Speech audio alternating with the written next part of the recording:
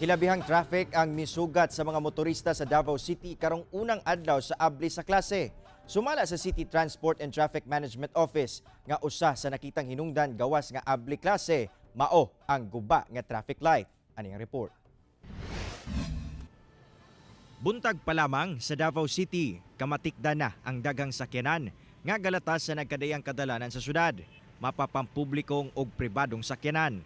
Ang resulta, huot nga dagan sa trapiko sa halos tanang lugar sa syudad. Tungod niini, mialma ang pipila ka mga motorista. Usa na niini ang PUJ driver nga si Boy. Udto na apan kaduha pa lamang siya nakatuyok sa iyang ruta. Dili susama sa naandan nga makalima na siya sa susamang oras. Dagan man gud, dagan mga estudyante. Di man pud nimo malikayan lagi alam mo ditsuhan nimo banggaan nimo. Di unang ka. Mo na nga sa kadagan sakyanan. May traffic gud. Halos pantay raman ang ilang kuan. Gana sa traffic light. Pag rush hour. Pag rush hour, di gid makakuha ng traffic light kay bulyo man kayo ang sakyanan gud.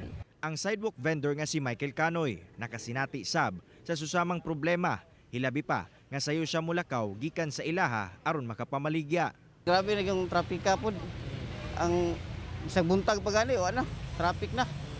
O, di yun pareha sa una ba nga kamay ray manggawas kay kuan. Karon wa naman kun.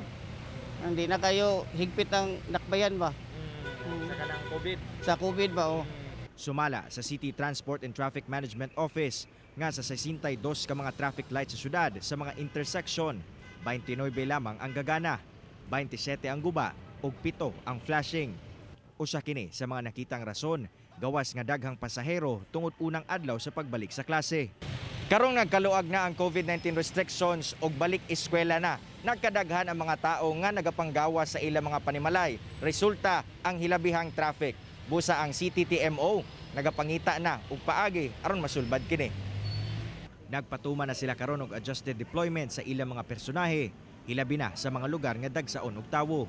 Every time nga mogawas ta sa atong panimalay kung sa atong destination, plano na lang ginato og siyempre di maginato kalikayan nga nadyoy traffic congestion tungod kay ang atong mga eskwelahan namanggid sa usahay daplin sa kalsada.